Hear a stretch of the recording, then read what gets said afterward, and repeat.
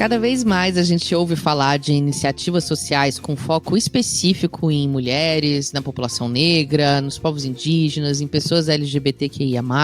E que bom, né? Com um aumento do grant-making, ou seja, da doação de organizações para projetos de outras organizações, a gente vê ganhar mais espaço também a discussão sobre para onde vão essas doações, como elas são decididas. Mudar a forma como a gente pratica a filantropia pode estar relacionado a esse movimento cujo nome ainda é novo para muita gente, que é a decolonização. O que significa decolonizar o nosso olhar? E como a filantropia pode dar uma verdadeira volta de 180 graus se passar a atuar mais com essa visão?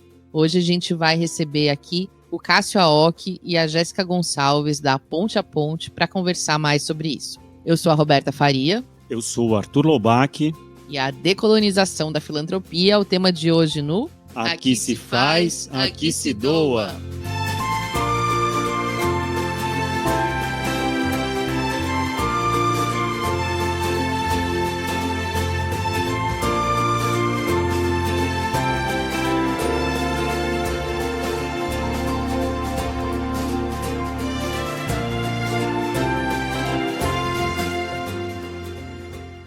Está começando mais um Aqui se faz, aqui se doa, o seu podcast semanal sobre cultura de doação, produzido pelo Instituto MOL, com apoio do Movimento Bem Maior, da Morro do Conselho Participações e da Ambev, além da divulgação do InfoMoney.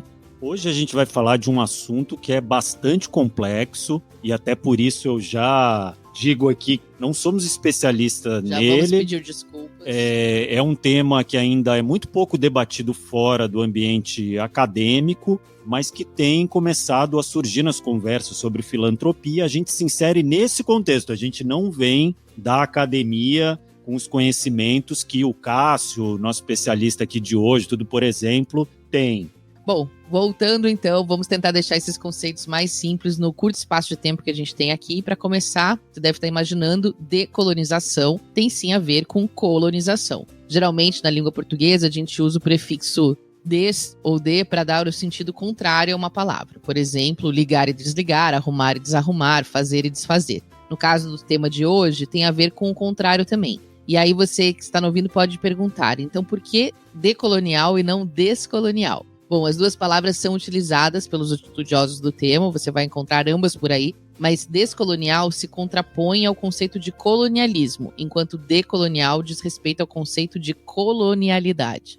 Aí você se pergunta, mas qual que é a diferença entre colonialismo e colonialidade? Eu também perguntei antes de, acabou dando nesse roteiro por causa disso. Então vamos lá, o colonialismo foi aquele período entre os séculos XV e XIX marcado pelas grandes navegações, a dominação dos novos continentes, especialmente pelos europeus. O Brasil, por exemplo, foi, disse descoberto, mas na verdade invadido, dominado, colonizado nesse período. Ali se estabelecia uma relação de superioridade e exploração dos colonizadores sobre os colonizados, da metrópole sobre a colônia. Podemos dizer, então, que o colonialismo se refere ao processo e ao sistema colonial em si, e que descolonização aconteceu a partir do momento que as colônias passaram a ser independentes, pelo menos na teoria, né? Pois é, a independência muitas vezes acontece no papel, mas na prática a dominação não era só das terras. Quem chegava impunha seus costumes e, consequentemente, desvalorizava a cultura e os saberes locais. E isso se impregnou de tal forma que, mesmo quando esses lugares deixam de ser colônias, esses países seguem vivendo baseados em uma estrutura de poder que vem herdada dessa época e que mantém padrões como o racismo, o machismo, o eurocentrismo. Então, tentando resumir, decolonizar seria desconstruir esses padrões, conceitos e perspectivas que foram impostos pelos colonizadores aos povos colonizados. Bom, acho que a gente deu o primeiro passo aqui no entendimento. E para ajudar a gente a dar mais um passo nessas definições, a gente vai chamar a nossa querida Rafa Carvalho, que vai contar para a gente como surgiu essa história de pensamento decolonial.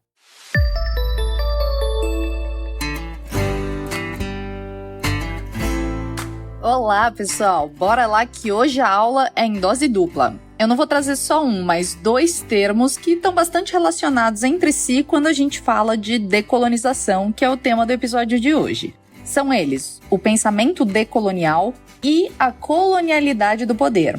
Vamos lá!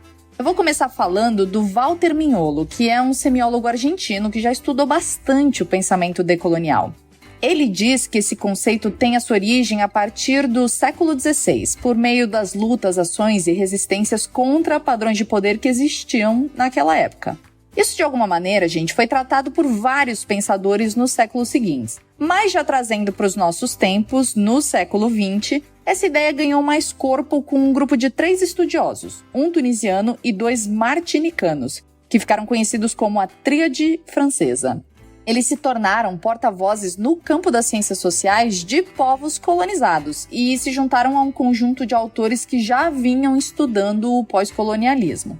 O que dá para dizer, pessoal, é que pensamento decolonial não é exatamente um conceito, mas uma forma de pensar. É um olhar que a gente precisa ter para entender melhor e mudar as relações de poder que ainda existem entre os povos. Faz sentido? Então vamos continuar. Uns 50 anos atrás, lá pelos anos 70, outras correntes e grupos de estudo surgiram nessa linha, vindos da Índia e da América Latina. E um dos principais nomes do pensamento decolonial é um sociólogo peruano chamado Aníbal Quijano, que já vai fazer a gente entrar no nosso segundo conceito, porque foi ele que criou o termo colonialidade do poder. E esse conceito se refere ao padrão de controle nas relações políticas e econômicas entre os povos, baseado sempre numa hierarquia étnico-racial. O Aníbal Quijano escreveu um texto no ano 2000 intitulado Colonialidade do Poder, Eurocentrismo e América Latina. E nele, esse autor fala sobre como a América foi importante para o desenvolvimento de uma mentalidade onde os europeus brancos eram superiores a outras raças e etnias e como esses europeus tinham poder de colonizar outras terras, sempre com ideia de progresso e civilização. Ou seja, gente, a colonialidade do poder quer dizer que acabou o período colonial, mas só na teoria, porque a colonização ainda está aí. E isso continua no nosso jeito de pensar, na nossa forma de ser e de fazer as coisas. Então, embora os estudiosos não tenham tratado especificamente de filantropia e de cultura de doação nesses estudos, eles servem como um ponto de atenção. Quando você for fazer uma doação, de que forma você pode dar um giro na maneira como você doa, tendo em vista essa perspectiva decolonial? Vale o pensamento e a reflexão, hein? Eu sou a Rafaela Carvalho e toda semana eu te ajudo a desvendar um termo que é importante sim para a cultura de doação. Até mais! Uau, bastante informação, né? Obrigado, Rafa. E a Rafa levantou a bola para a gente cortar aqui, trazendo mais um termo bastante usado quando falamos desse assunto. Desde 1990, uma rede de pesquisadores e ativistas se dedicou a definir e avançar no conceito do Aníbal Quijano, e a partir daí surgiu o termo giro decolonial, que a gente vai ouvir algumas vezes aqui, principalmente na entrevista. A ideia do giro decolonial é justamente promover uma virada, uma transformação, um redirecionamento na forma como a gente pensa e age. Isso mesmo, Arthur. E essa mudança deve acontecer tendo em vista 7 aspectos coloniais que, segundo Quijano, ajudaram a criar um padrão mundial de poder. Ou seja, temos que sair de um padrão que é eurocêntrico, capitalista, cristão, machista, racista e homofóbico. Além da colonialidade do poder, hoje em dia também se fala da colonialidade do saber e do ser. Colonialidade do saber diz respeito à negação, à invisibilidade do conhecimento produzido pelos países colonizados que são considerados inferiores intelectualmente. Já a colonialidade do ser está relacionada à inferioridade atribuída àqueles grupos que foram silenciados, oprimidos e colocados à margem da sociedade, como negros, índios, pessoas com deficiência, mulheres, LGBTQIA+. E como isso tudo também pode ser aplicado à filantropia? Bom, ano passado, 4 organizações não governamentais globais lançaram um documento chamado Time to Decolonize Aid, ou Tempo de Decolonizar a Ajuda. Após consultar mais de 150 ativistas, acadêmicos, jornalistas e tomadores de decisão, essas organizações reuniram uma série de recomendações para promover a decolonização da filantropia. Entre elas estão reconhecer que o racismo estrutural existe, incentivar conversas sobre o poder com doadores e comunidades, eliminar termos como beneficiários e capacitação, contratar equipes mais diversas, investir nos conhecimentos indígenas e em pesquisadores locais. E para a gente poder se aprofundar mais nesse assunto, a gente conversou com quem tem estudado isso no Brasil. Uma vozinha que vocês já conhecem, que é do Cássio Aoki, de quem a gente é muito fã, é das pessoas que mais admiro no nosso setor de impacto social, e ele trouxe a Jéssica Gonçalves, ambos são da Ponte a Ponte. O Cássio é cofundador e a Jéssica é coordenadora de projetos. A Ponte é uma consultoria com foco em qualificar o investimento social, ampliando seu impacto positivo. Cássio, Jéssica, sejam muito bem-vindos ao nosso podcast. Muito obrigada pelo convite, me sinto muito honrada em fazer parte dessa conversa tão essencial para a filantropia do Brasil.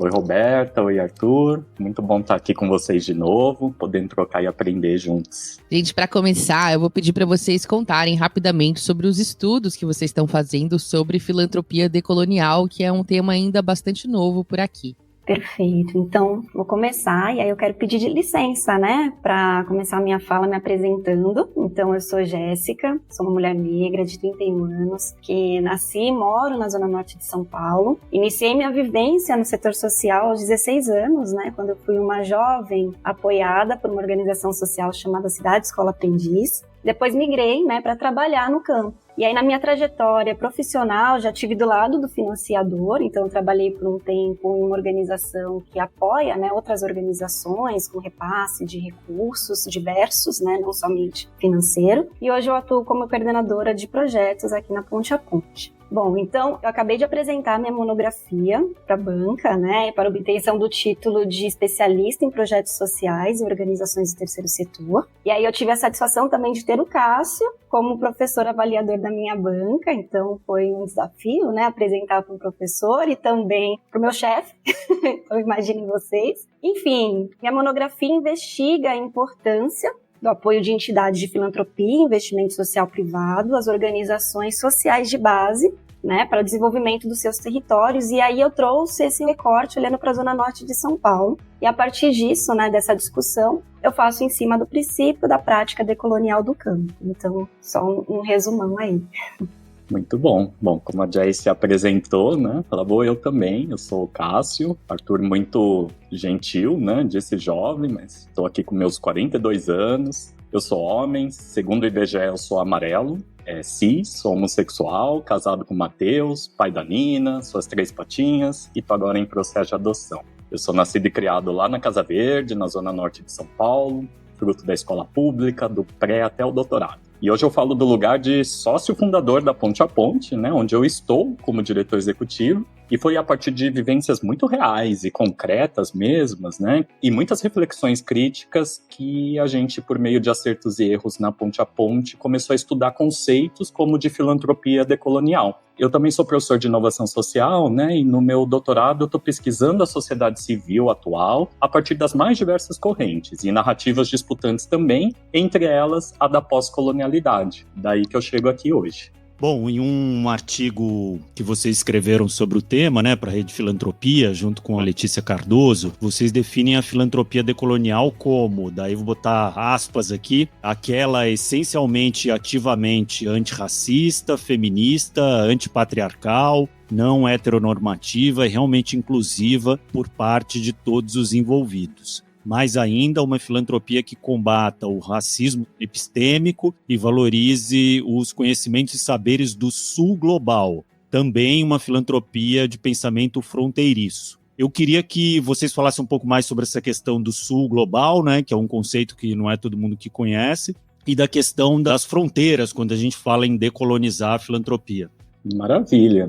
Acho que a primeira coisa, então, é destacar o conceito do sul global, né? E ele existe em anteposição ao norte global, digamos assim, né? Eu, particularmente, eu gosto de precisar o Atlântico Norte e o entorno, que é esse locus quando a gente fala de hegemonia, de ocidente, né? Para mim, quando a gente está falando de decolonizar a filantropia, a gente parte de encontrar essa filantropia original desse sul global, que vai valorizar essas experiências que a gente tem aqui. Então, por exemplo, aqui na América Latina, a gente tem muito antes aí da invasão europeia, né, milhões de povos originários vivendo por aqui. Depois a gente foi o grande laboratório a serviço do trabalho escravizado. A ideia é como é que a filantropia pode e deve levar em conta toda essa trajetória, esse percurso histórico, né? Nesse sentido também, quando a gente fala de pensamento fronteiriço, né, de um cara que chama Mignolo, vem o conceito, não tem muito a ver com as fronteiras de países, como a gente poderia imaginar. O Mignolo, quando ele fala de pensamento fronteiriço, ele fala muito dessa resistência às ideologias da modernidade, por exemplo, o conservadorismo, o colonialismo. É por isso que aí a gente fala de uma filantropia que seja antirracista, antipatriarcal, feminista, que seja realmente inclusiva, né? Essa que é a importância de mudar a forma como a gente pensa e pratica a filantropia hoje. Perfeito. Só queria aqui somar um pouco, né, essa fala do Cássio e trazendo esse ponto da filantropia antirracista, feminista, antipatriarcal, né, que vocês trouxeram aí, que a gente abordou no artigo. E aí queria só ilustrar falando, né, sobre um programa do Elas Periféricas, que é realizado pela Fundação Tite Setúbal, em coordenação com a Ponte a Ponte, que também eu tenho a satisfação de coordenar junto com a equipe aqui. Então, só, né, para trazer essa ilustração, o Elas é um programa que apoia diversas iniciativas lideradas por mulheres negras, né, cis e transgêneras, que tem atuação em todo o território nacional. E nesse programa, né, a gente está olhando para a potência interna, né, do nosso território, a gente está olhando para esses saberes dessas mulheres negras, a gente está falando de potencialização cruzada, então não é algo que vem só do programa que traz, mas a gente também olha para o que elas têm de melhor e também para agregar ao programa, né, ao processo formativo. A gente está olhando para os saberes de cada uma organização, reconhecendo e valorizando e celebrando essa diversidade, né, territorial, temática, geracional dessas iniciativas. Então, acho que é um pouco desse caminho também que a gente acredita, né, para a filantropia, que a gente possa decolonizar os saberes, como o Cássio trouxe, né, que a gente possa valorizar e reconhecer as nossas potencialidades internas, quanto pessoas, quanto indivíduos, quanto território, né? A gente tem no Brasil um modelo de filantropia que já nasce com essa perspectiva colonial, porque vem das missões religiosas daquele período, e mesmo até hoje, né, quando a gente olha, a maior parte das organizações grandes no Brasil são internacionais, vindos do Atlântico Norte, e também quando a gente olha para as fundações, né, empresariais, as grandes organizações de terceiro setor, assim, que tem essa origem já na elite econômica, intelectual, cultural, financeira, enfim, tudo, a gente não tem como evitar, assim, né, olhar para nossa filantropia, e ela é o oposto de tudo isso. Ela é branca, heteronormativa, patriarcal e tudo mais. Mas se a gente levar em conta a etimologia da palavra filantropia, que significa justamente amor à humanidade, a gente pode dizer que antes da colonização já tinha filantropia aqui, né, dos povos indígenas originais. O Ailton Krenak costuma falar isso, né, que se já existiu algum socialismo no Brasil, é dos povos indígenas que tudo compartilham, né, pelo bem da comunidade. E como isso e toda a influência depois da africana, né, se inserem na filantropia brasileira hoje, ou deveriam ser inseridas, né, o que a gente tem para aprender, né, com esse sul global nosso. Vocês podem falar um pouco mais sobre isso?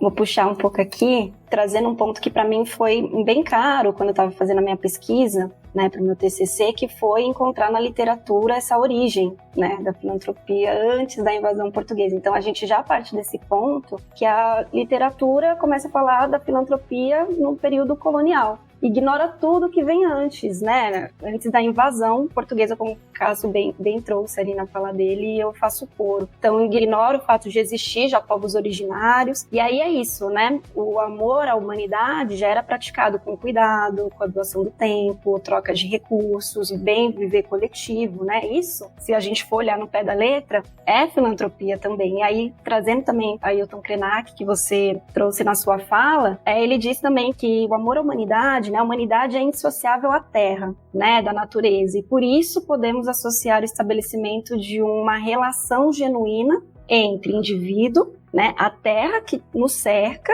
e a ideia de viver em comunidade. Então, eu acredito que uma das formas, né, de inserir tanto a cultura indígena e africana dentro da nossa filantropia é primeiramente reconhecendo-as, né?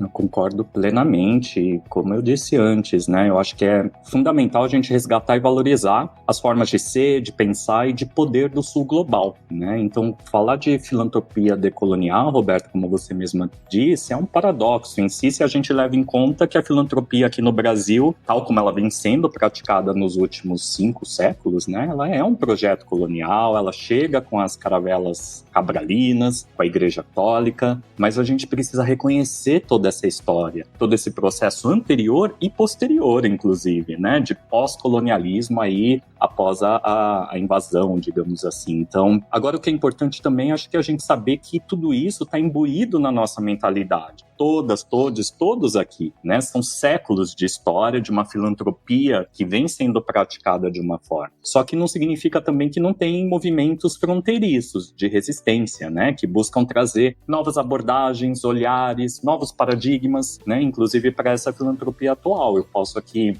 de cabeça dar de exemplo a Rede Filantropia por Justiça Social, né? Tem um trabalho magnífico, diversas membras que fazem parte dessa rede trabalham nessa perspectiva de pós-colonialidade, de giro decolonial, né? Dentro desse conceito, por exemplo, de justiça social. E eu acho que é assim que a gente vai inserindo nesse movimento aí da filantropia brasileira o giro decolonial. Gente, segundo a última edição da pesquisa World Giving Index, houve uma mudança no perfil das nações que mais doam no mundo, né? Nesse passado recente. No lugar das principais economias ocidentais, o mundo antigo, né? As grandes economias da Europa e dos Estados Unidos, entraram no top 10 nações como Indonésia, Quênia, Nigéria, né? Os 3 primeiros lugares. Vocês acham que isso já é um sinal dessa mudança da decolonização no nível global da filantropia? E emendando, vocês acham também que tem uma mudança do perfil da filantropia, da filantropia colonial,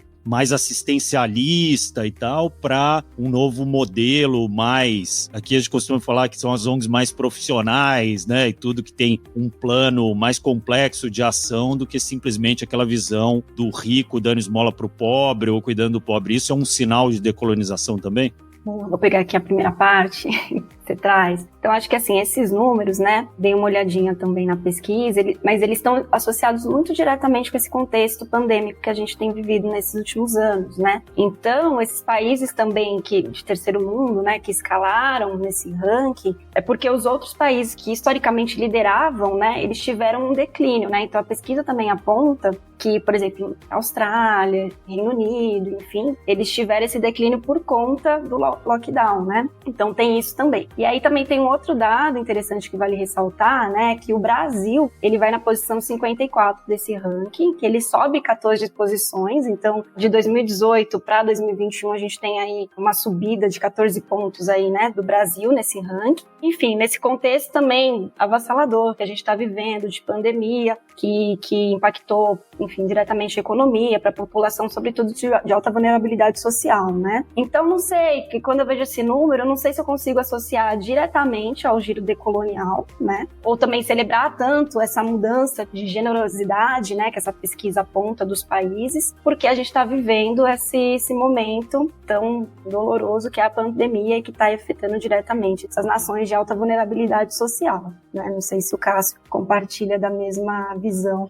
Bom, realmente sem estudos eu não poderia afirmar, né, claramente, mas eu tenho uma percepção ali até empírica, né, por ter viajado por alguns desses países, que talvez tenha aí um forte diferencial também de religião, né, pelo menos a Indonésia é o maior país muçulmano do mundo, eu acho que a Nigéria também tem um percentual maior de pessoas muçulmanas, enfim, então eu acho que tem outras variáveis, né, que podem estar relacionadas aí a esses dados, precisaria investigar melhor. E casando aí com a segunda pergunta, né, que você fez, Arthur, eu acho que sim, eu sou muito otimista e sempre acho que a gente está num movimento de aprendizado contínuo, então mesmo que seja inicial, acho que você ponderou muito bem quando você traz a palavra inicial, não diria que hoje a gente tem consolidado uma forma de filantropia decolonial no Brasil, talvez em nenhum lugar do mundo, sinceramente. E tudo isso porque a gente vive nessas camadas de incoerência, de inconsistências, não é 0 ou 1, né? Não é essa binariedade aí. Por exemplo, durante a Covid, que a Jess trouxe agora, né? A gente viu muito movimento de boa intenção, mas com forte recrudescimento da assistência, né? Que foi fundamental no Brasil, voltando para o mapa da fome nos últimos anos, enfim, situações muito complexas acontecendo. E a forma como foi feito, talvez em decorrência da urgência, talvez em decorrência da falta de reflexão crítica, até do tempo para isso, muitas vezes foi bastante colonizadora, né? O exemplo que eu sempre trago é o das cestas básicas, né? Que muitas vezes não se ponderou. Será que as famílias querem essa cesta pronta? Eu, por exemplo, não gostaria daquele pacote de açúcar refinado em específico. Enfim, cada um tem a sua forma de se alimentar, de escolher. E aí surge depois o cartão, que viabiliza a pessoa ter autonomia de ir no mercado local, então gera renda para a economia local, e ela escolher o que ela quer. Né?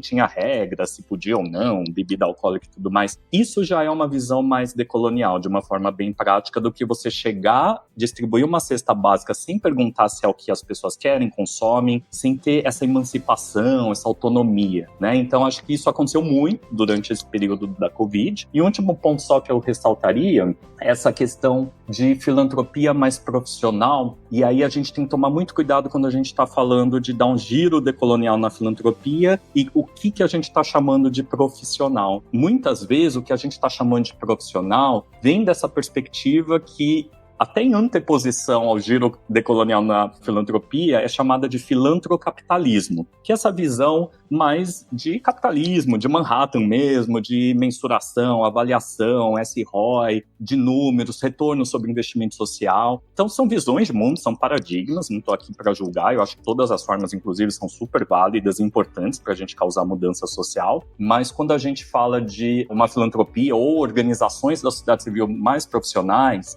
dentro do giro decolonial, a gente tem que pensar se a gente está colocando uma lógica de mundo que vem justamente de uma forma colonizadora, e se essas outras formas de fazer, por exemplo, o saber dos povos originários, não poderiam ser alternativas a isso. Não sei se deu para entender um pouco desses conflitos, essas disputas que surgem.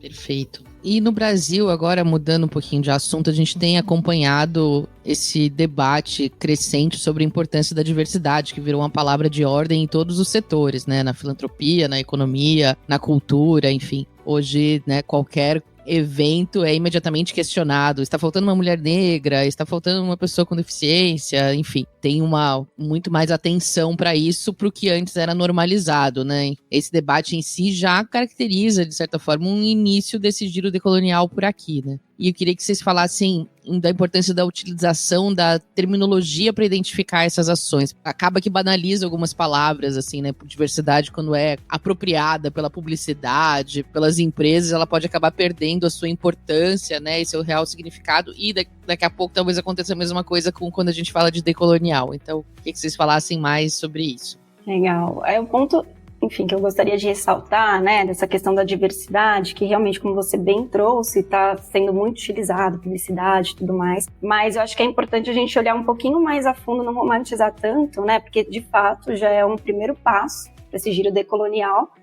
Mas eu acho que não basta, que é o que a gente muito vê, né, organizações que falam ou até que apoiam, né, outras organizações que trabalham com diversidade, usa-se muito isso na publicidade, no marketing, nos posts, mas que na verdade não olha para dentro de si. Exatamente, né, dentro de casa não fez isso, né, não tem lideranças. Exatamente, então o que eu queria provocar e falar sobre essa questão da diversidade é quanto que é importante olhar para dentro de casa, olhar principalmente seu quadro de funcionários, né, e questionar: o meu discurso tá fazendo jus ao que eu prego, né, condiz com a minha realidade institucional? Aqui eu tô tendo e fomentando diversidade de raça, gênero, né, território é super importante, né, entender que essa é uma questão estrutural.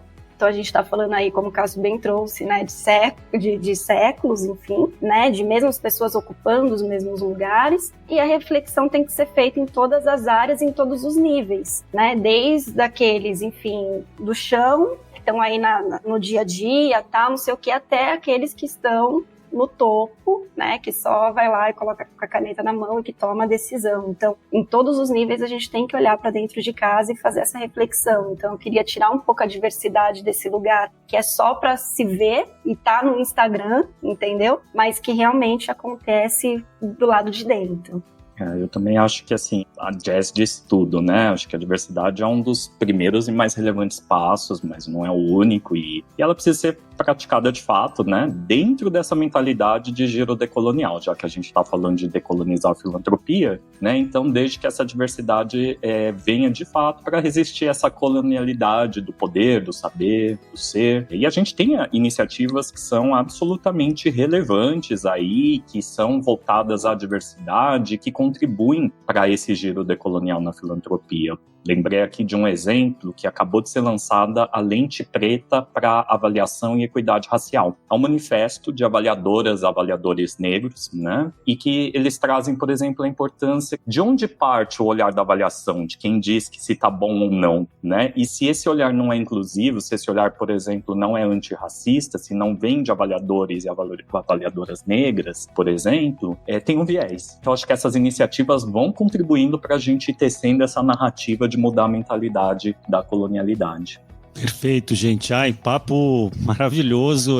Temos que falar mais sobre isso. Em outro episódio a gente continua, porque agora a gente vai encerrar aqui e vai para a rodada relâmpago. O Cássio já fez a rodada relâmpago uma vez, quando ele veio aqui há muitos episódios atrás, mas vai fazer de novo, porque muita coisa mudou de lá até aqui, né? Vamos lá, gente? Vamos lá.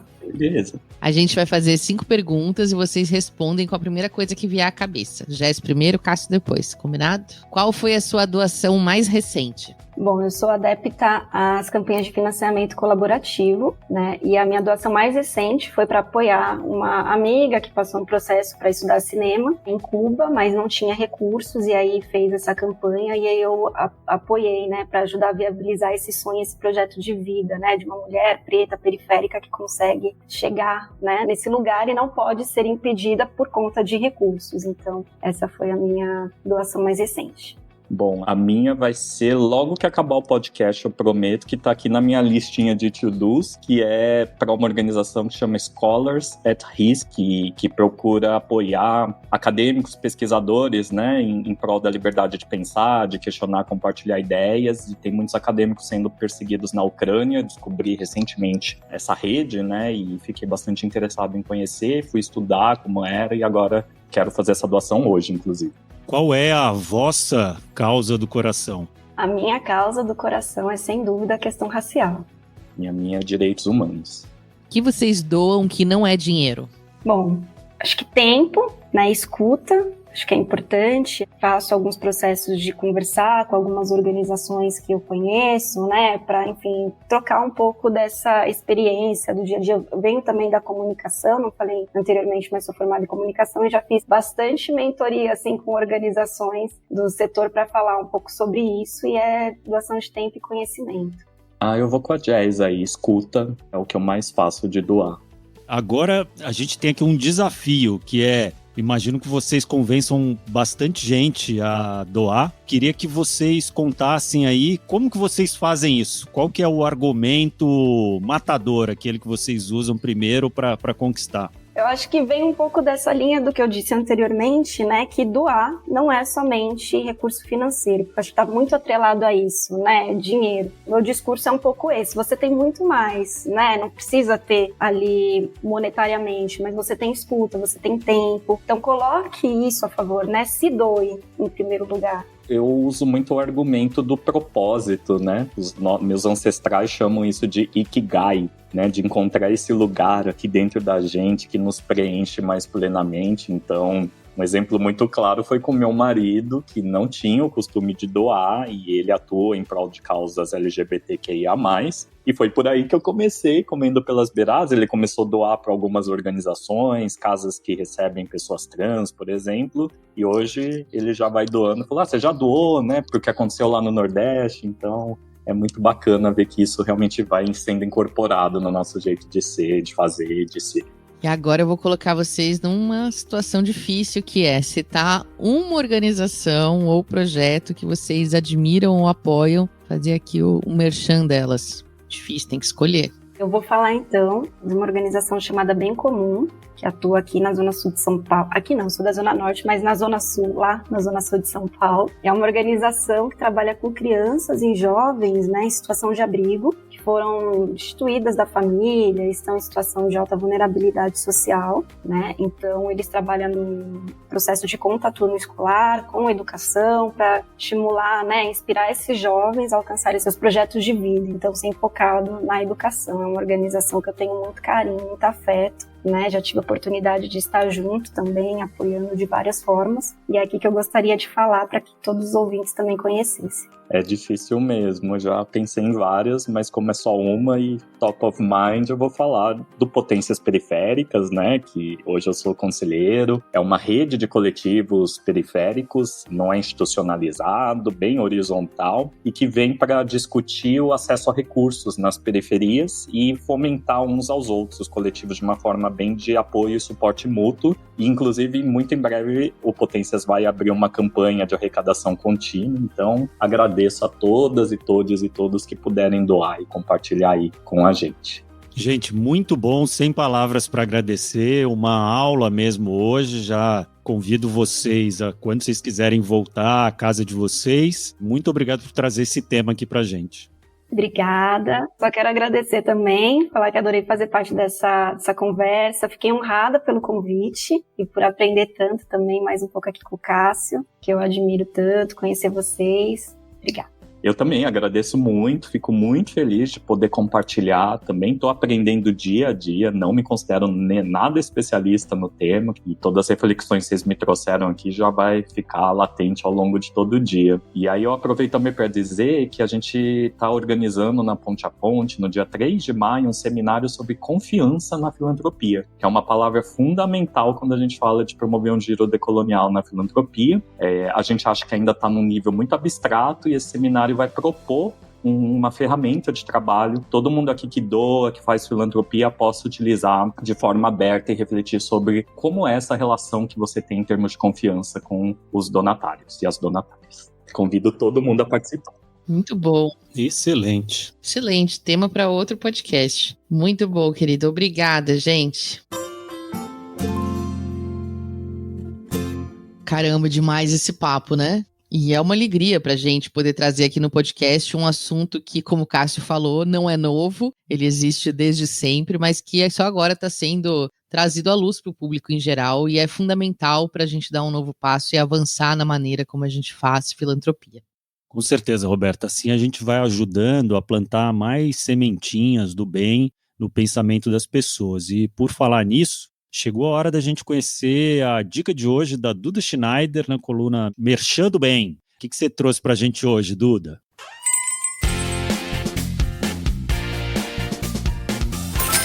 Oi, gente! Eu sou a Duda Schneider e esse é o nosso quadro Merchan do Bem. Tô muito feliz em contar que a dica de hoje foi uma indicação de um dos nossos ouvintes. É a marca de moda consciente chamada Eusaria. A marca social baiana nasceu em 2015 com a intenção de resgatar o pertencimento e o valor do ser além do ter. Demais, né?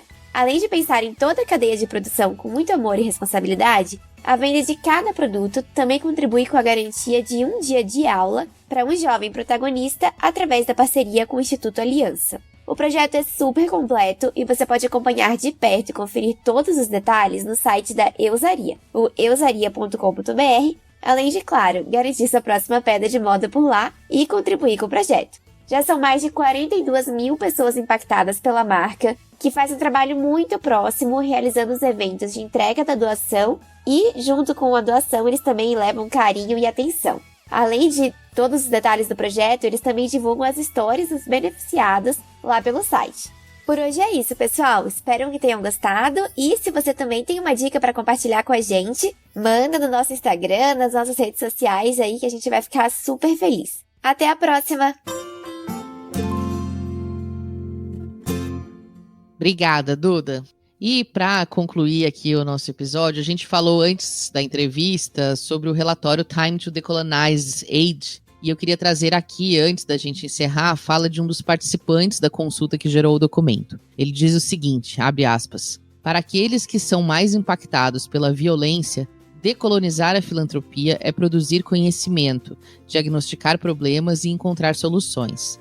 Já para quem está no poder, significa reconhecer e desaprender padrões de dominância e sair da zona de conforto material, emocional e até física, seguindo a liderança daqueles que são mais impactados pela violência e pela injustiça. Fecha aspas. Pois é, para cada problema sempre existem 2 pontos de vista ou vários, né? Então é importante também pensar isso na hora de definir um conceito. Eu gosto de episódios como esse, discussões como essa, principalmente porque a gente mexe nas bases em que as coisas estão estabelecidas e elas não estão bem estabelecidas. Por muito tempo, a gente partiu do pressuposto de que as coisas são como são e algumas coisas não pode mexer. E a gente está vivendo uma primavera maravilhosa, apesar de muitos problemas que a gente tem enfrentado, mas dos jovens, principalmente, questionarem as bases que as coisas estão estabelecidas, né? Para mim, a principal mensagem dessa conversa é que a gente precisa se assumir como parte do problema.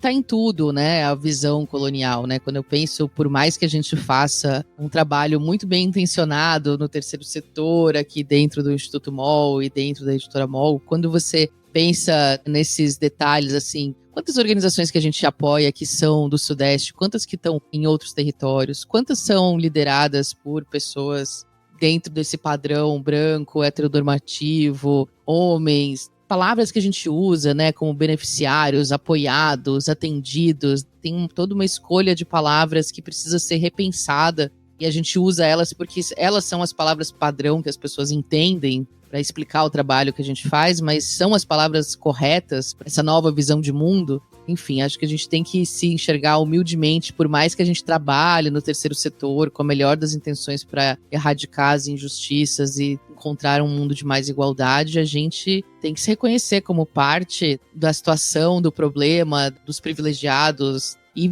pensar o que a gente pode fazer para mudar em cada pequena ação do dia a dia, né? Olhar para os nossos conselhos, projetos, bancas, editais e ver se eles estão sendo diversos como deveriam ser. Olhar para essas organizações com um pensamento apoiadas, né, e parceiras com um pensamento mais de horizontalidade, o que ainda é difícil quando a gente fala de relações de dinheiro. Enfim, acho que a grande lição aqui é de humildade, de repensar assim, quanto eu estou contribuindo para esse problema e o que eu posso fazer para mudar.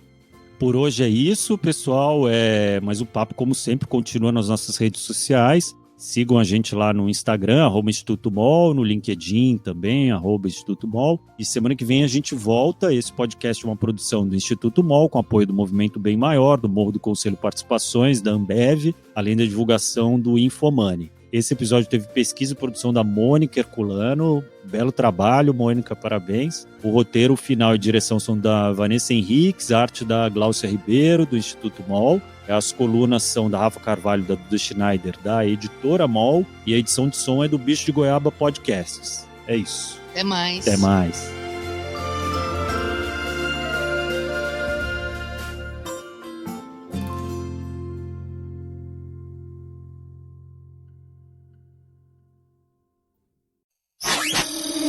Essa é uma produção do Bicho de Goiaba.